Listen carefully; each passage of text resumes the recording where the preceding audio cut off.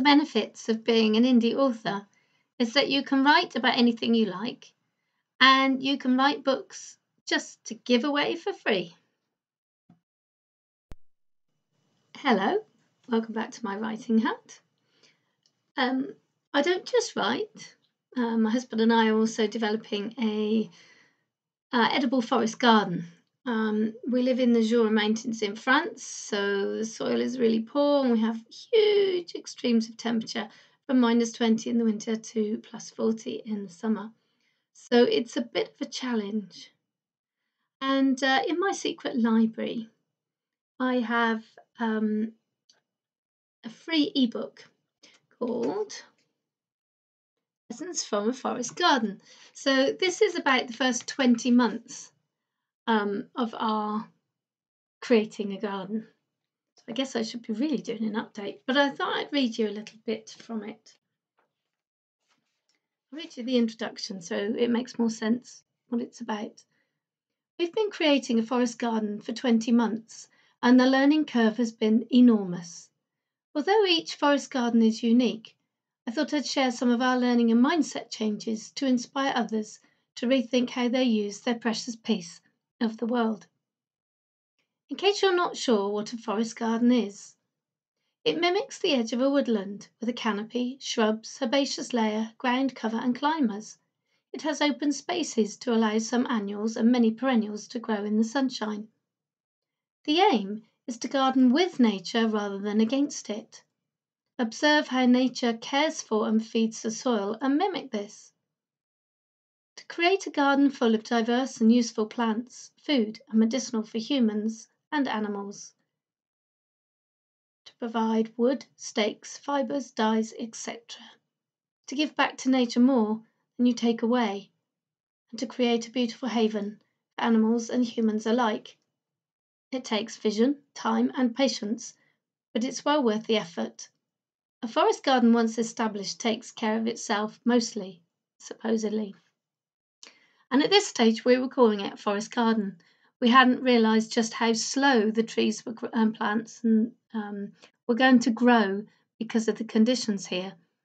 And my aim was to have as many edible plants as possible. So we now call it an edible forest garden. So we discovered a lot about looking after our soil, an enormous about things about weeds and edible flowers. And actually, I don't call weeds weeds anymore. I do call them wildflowers. The only weed in our garden is actually grass. I talk about a natural lawn and about no dig, about using autumn leaves and whether to deadhead or not. There's a bit about perennials versus annuals. And there's a little bit about my polytunnel. It's a tiny polytunnel, but it provides and it works well. I have a chapter here on propagation because that's something that I didn't really know too much about and I've been learning. We've actually learnt a lot more since I wrote this book. Something important for us when looking for plants to put in it or buying seeds was to look at the hardiness zone. So it explains what a hardiness zone is. It's been such a huge learning curve. But I guess the biggest change is mindset. A forest garden mentally spills over into everyday life. We have been more conscious of our buying choices and reducing the use of one-use plastic in our house before the forest garden project began, but we're even more conscious about it now. We upcycle scrap wood, stones, sticks, old tyres, containers, etc. into the garden rather than buying new ones. I spray painted tyres so they reflected more heat rather than absorbed it as a black tyre will, and used them for growing longer rooted crops like parsley and salsify. They worked last year, so we'll continue to use them. We tend to sit in the garden more, just to sit, watch, listen and be in it. We see the smaller plants with tiny flowers which spring bees adore as wonders of nature rather than weeds. We watch and understand the patterns of the birds in the garden. We do have more species than ever before after only 20 months.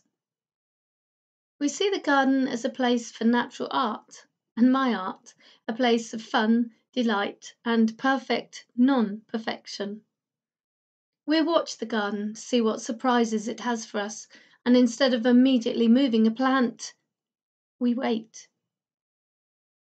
In the past, gardening was about seeing a job that needed doing it quick. Now it is about stopping, watching, waiting, researching, thinking, and only doing if necessary. I talk about the size of our garden and if that's important, and about ponds and running water. We didn't have a pond at this stage. Oh, only a very, very tiny one. Diversity is also really important. And there have been some great books, vlogs, and podcasts that I've put in the back if you wanted to find out more and perhaps make, I don't know, a miniature forest garden in part of your precious space on this earth. So it's there. You can download it for free. You just go to my website, which is jennyclark.com, and click on the Secret Library. Thanks for watching.